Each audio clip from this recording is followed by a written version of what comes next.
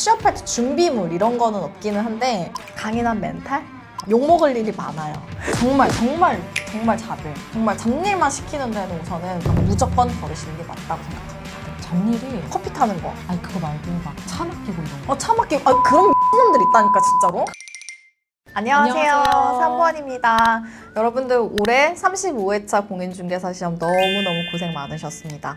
하지만 공인중개사를 땄다고 해서 끝이 아닌데요. 지금부터 여러분들의 시작입니다. 그래서 오늘은 지금 현재는 빌딩 중개법인 대표를 하고 있는 저희가 한 10년 넘게 건물을 중개를 하고는 있지만 아파트와 오피스텔도 잠깐씩이나 경험을 이렇게 두루두루 해본 경험자로서 꿀팁과 이야기들을 좀 이렇게 전달을 해드리려고 해요. 그래서 좀 살펴볼까요? 처음에는 보조원으로 시작하셨나요? 보조원으로 일하면서 공인중개사 공부를 병행해도 괜찮을까요? 저랑 집사는 다 자격증을 먼저 취득한 다음에 일을 시작했고요.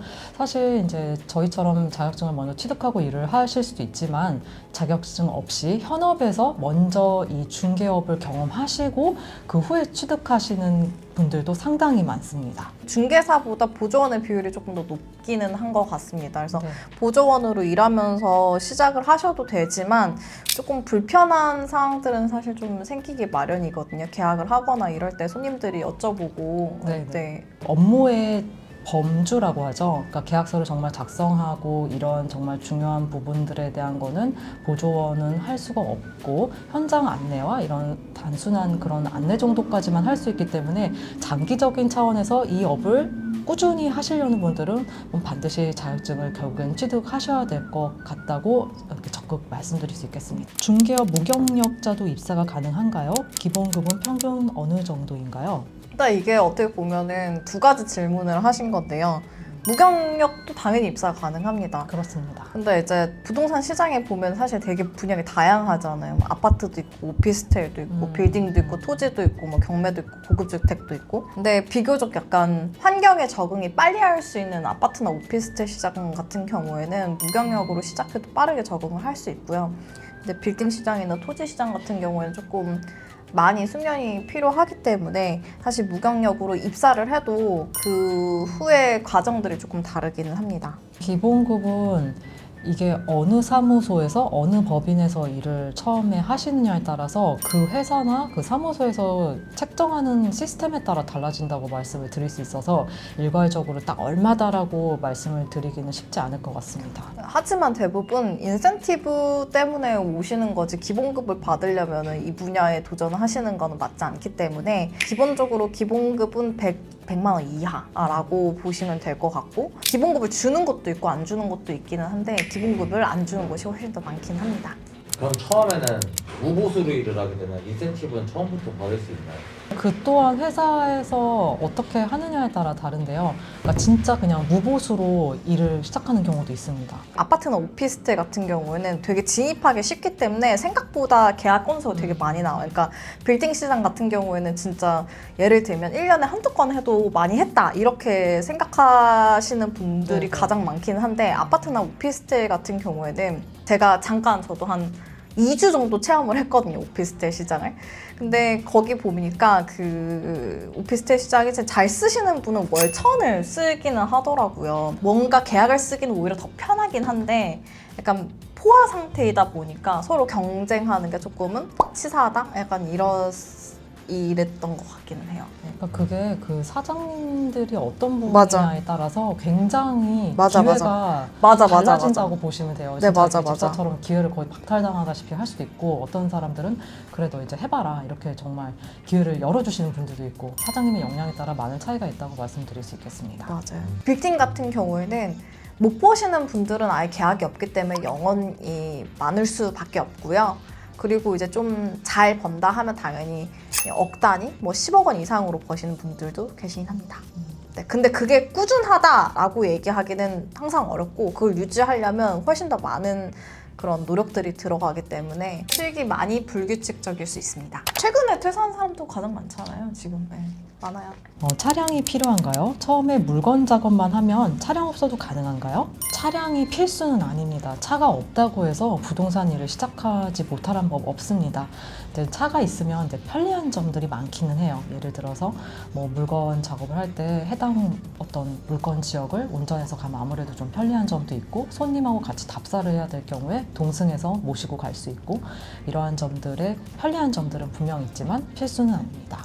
그 차량을 필수적으로 요구하는 곳도 있어요. 예를 들면 좀 원룸 시장 같은 경우에는 그 단지 내에 있는 그런 오피스텔을 하지 않는 경우면 이제 강남이면 강남 전체를 하는 경우가 있거든요. 왜냐면 강남 내에서도 손님들이 비교해서 보기 때문에 그렇게 될 경우에는 당연히 이제 그 차량이 필요하긴 하겠죠. 요즘 약간 부동산 시장이 뭐 안 좋다라는 얘기가 있는데 공인중개사를 해도 괜찮을까요? 라는. 그러니까 2018년에 보통 대부분 많이들 입사를 하셨거든요. 왜냐면 그때 가장 이제 빌딩 시장 같은 경우에는 원활하게 돌아갔었고, 그렇죠. 그때 사실은 계약을 못 하시는 분들도 당연히 계약을 할 수밖에 없는 시장 상황이었는데, 근데 저희는 그 전부터 사실 오래전부터 있었는데 잘 되든 안 되든 간에 내가 이 분야를 진짜 하기로 마음 먹었으면은 좀 오랫동안 봐야 되는 건 있을 것 같기는 합니다. 근데 그거는 부동산 분야뿐만 아니라 사실 다양한 모든 분야가 그렇지 않을까. 어느 정도 이 분야에 왔을 때는 그 정도 리스크는 감당해야 된다고 사실 생각을 하기는 하거든요.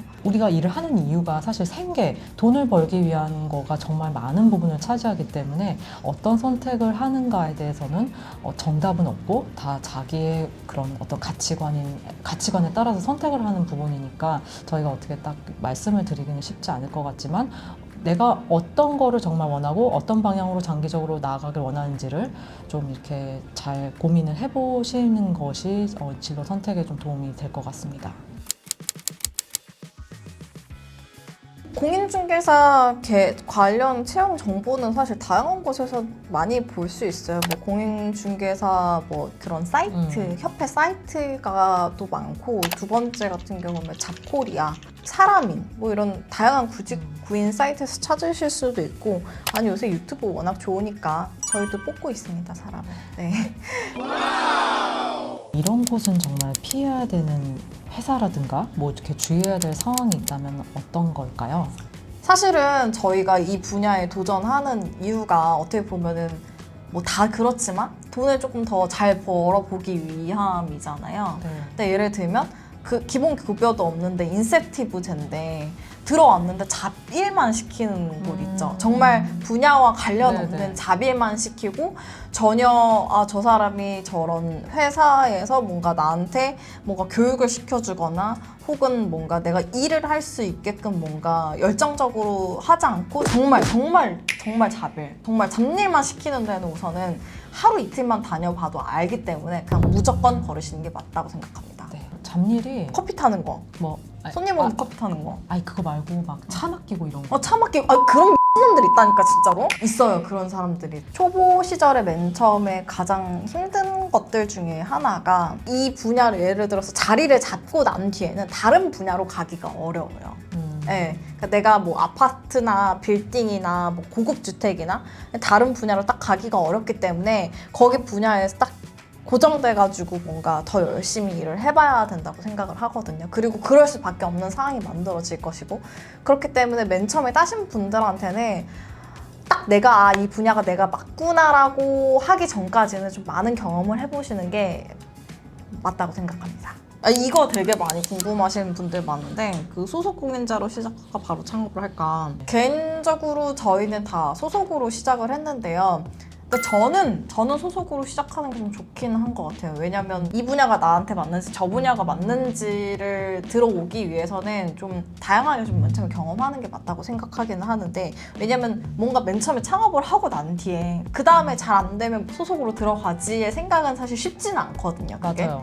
소속 공인중개사와 중개보조원의 급여 차이는 어떻게 되나요? 사실 없어. 별로 이거는 차이가 차이 없습니다. 없다. 뭐 차등을 두는 사무소가 있을 수는 있겠는데요. 지금까지의 어떤 업무 저희 업계 분위기로 봐서는 특별한 차이는 없습니다. 아까 말씀드렸듯이 그냥 기본 급여를 주는 곳도 있고 기본 급여 인센티브 주는 곳도 있고 그냥 인센티브만 주는 곳이 있기 때문에 소공이든 뭐 중개 보조원이든 거의 차이는 없습니다. 그냥 다만 뽑을 때 우리 회사는 우선은 중개 보조원 뽑겠다. 혹은 우선 우리 회사는 소속 공인중개사만 뽑겠다의 차이가 있는 거지 거기에 네. 대해서 급여 차이의 차등은 전혀 없기는 합니다. 맞습니다. 회사의 차이에 따라 다릅니다. 아파트랑 원룸 시장 같은 경우에는 임대나 매매 같은 게 조금은 단순 반복적인 일들이 훨씬 더 많다 보니까 매도인 혹은 임대인을 확보를 하고 광고에서 매수인하고 이제 임차인을 확보하는 일을 주요 업무로 맡게 될 거예요. 그러니까 그 뜻은 뭐냐면 예를 들어서 어떤 그 오피스텔에 이게 임대로 언제 나오는지 이런 단순한 반복 전화를 상당히 많이 하게 되실 거고 향후 이제 조금 교육이 지나서 뭔가 일을 또 시작을 하게 되면은 신규 매수자들을 받아서 연결시켜주는 그런 업무를 가장 많이 하게 됩니다. 그냥 솔직하게 얘기를 조금 더 해주자면 제가 느끼기에는 한 70-80% 분들이 이미 자기가 아파트 시장에서 거기 아파트 단지 내에서 안정적으로 하고 있기 때문에 뭔가 경계심이 상당히 심하긴 하거든요. 그만큼 서로 텃세나 경쟁이 뭐 되게 경쟁. 심해요. 네, 심하죠. 심해요. 네. 빌딩 중개 업계에서는 강남 3구 주요 요지에 답사를 다니게 돼요. 그래서 거기에 이제 분위기는 어떻고 상권은 어떻게 형성이 되어 있고 입지가 어떻고 이제 이런 것들을 발로 다 다니면서 지역을 파악하게 되는 거 플러스 또 매물 작업을 하게 되는데 매물 작업이라는 거는 건물을 소유한 매도인들이 있을 거잖아요. 그래서 매도인들을 미팅을 하고 만나서 뭔가 건물의 히스토리도 좀 면밀히 파악을 하는 시간을 갖고 뭐 건물의 대지 면적이라든가 연면적이라든가 뭐 규모는 몇 층서부터 몇 층까지인지 이러한 어떤 물리적인 그런 형태에 대해서도 건물마다 다 다르기 때문에 그런 것들을 직접 방문해서 보고 또 아니면 매도인한테 그런 이야기들을 전해 듣기도 하고 그러한 것들을 통칭해서 매물 작업이라고 해요. 그런 매물 작업을 면밀히 하게 됩니다. 아파트 오피스텔 빌딩 시장에 취업할 때 필요한 준비는 무엇인가요? 취업할 때 준비물 이런 거는 없기는 한데 강인한 멘탈? 아 진짜 그거 맞아요. 정말 중요해요. 정말 괜히 중요해요. 얘기해드리는 게 네. 아니고 왜냐면 욕먹을 일이 많아요. 그러니까 저희가 중간에 있는 입장이기 때문에 사실 예를 들면 뭐 매도인하고 매수인이 있다. 근데 매도인이 뭐 매수자한테 어떤 부분이 마음에 안 든다 그러면 다이렉트로 얘기하지 않고 우선 저희한테 먼저 컴플레인이 오고 매수자도 사실 동시에 그게 일어나긴 하거든요, 중간에서. 최근에 너네는 존경이 부족하다, 사과를 해라 이런 분도 봤기 때문에 뭐 그런 거를 다 참을 수 있고 존경이 부족해서 죄송합니다 라고 얘기할 수 있는 분은 괜찮다고 생각합니다. 입사하면 어떤 교육들을 받게 됩니까? 이것도 회사마다 조금 다르기는 한데요. 아파트나 원룸 시장 같은 경우에는 그냥 실무적으로 바로 시작하고 교육을 하지 않는 곳들이 훨씬 더 많기는 하고 이제 저희 같이 빌딩 시장 같은 경우에는 예를 들면 이제 강남에 있는 상권부터 시작해서 뭐 갔다 와라 현장 교육 같은 게 다 다양하긴 하거든요. 그거는 회사마다 조금 많이 다르긴 합니다. 그 아파트 들어갔을 때 뭐 교육 같은 거 해줬어요? 특별한 거 받지 없어요. 않았습니다. 저도 맨 처음에 뭐 원룸이나 아파트 들어갔을 때 그냥 정말 관심도 없었던 제가 약간 그런 분들이 좀 걸렸는지는 모르겠지만 관심이 없었었고 나는 심지어 빌딩 시장에 들어왔는데도 저 맨 처음에 해서 들어갔을 땐 관심이 없었어요. 그냥 어떤 교육을 전혀 시켜주지 않았었어요. 네, 네. 그거는 회사마다 좀 많이 다른 것 같긴 합니다. 사실 저희도 직원을 뽑고 있어요. 빌딩을 전문으로 중개하는 회사고요. 작지만 알찬 회사. 나는 그렇게 느껴. 왜냐면 손님들이 그렇게 얘기를 해주거든요. 다른 되게 큰 부동산하고도 많이 거래를 했는데 나한테 다 물어봐. 대표님 이거 맞냐? 거기서 이렇게 했는데 사실 근데 되게 내 입장에서 보면은 틀린 것들이 많거든요. 우선 써본 계약이 많아요. 써본 계약이 많기 때문에 계약에 어려움이 있을 때 같이 해결해 줄 수 있는 게 상당히 중요하긴 하거든요.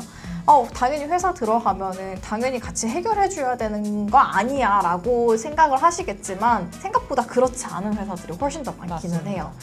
근데 저희는 조금 더 꼼꼼하게 전문적으로 성장에 도움이 될 수 있는 그런 기회들을 많이 제공을 하고 그리고 함께 해서 뭔가 발전할 수 있는 그런 인재를 뽑고 있긴 합니다. 굉장히 레드오션인 이 시장 상황 속에서도 매도든 매수든 계약을 성사시킬 수 있는 기회를 저희는 드립니다.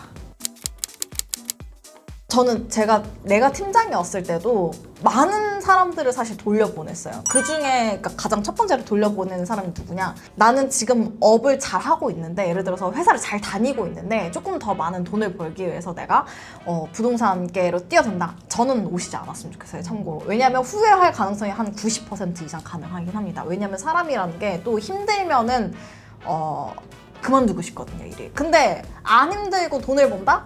뭐 도둑놈의 힘도 아니고 나도 힘들어 죽겠어. 나도 힘들어. 근데 해야지. 안 그래요? 좀 꾸준하게 좋은 마인드로서 오실 분이 좀 오신다면 저희가 최대한 계약을 쓰고 이 자리에서 살아남을 수 있도록 많이 도와드리겠습니다. 그리고 마지막 하나 더. 뭔가 어차피 이게 생계이기 때문에 돈을 벌기 위해서 일을 시작하는 거잖아요. 다 좋습니다. 그치만 정말 나는 돈이 너무너무 제일에 내 삶의 우선순위 가치여서 인간관계, 신뢰 이런 거 하나도 관심 없다. 나는 오로지 돈만 어디다 무슨 수단과 방법을 가리지 않고 나는 벌면 된다. 이러신 분 다른 회사 가주세요. 네. 저희 회사 맞지 않습니다. 오늘 저희 그 중개사 시험 마치고 이제 취업 알아보시는 분들 여러 가지 많이 궁금하실 것 같아서 그런 예상되는 것들, 좀 가려운 것들 잘 긁어드렸나 모르겠어요. 그래서 저희 이번 영상 보시고 그런 부분들 많이 일정 부분 해소되셨기를 바라고, 오늘 영상을 보시고 저희 회사에 오시고 싶어 하시는 분들도 분명 계실 것 같아요. 많은 애정, 관심 가져주시고 또 저희 찾아주시면 저희도 덤으로 더 많이 감사하겠습니다. 그러면 다음 시간에 또 다른 컨텐츠로 뵐게요. 많이 지원해주세요. 안녕.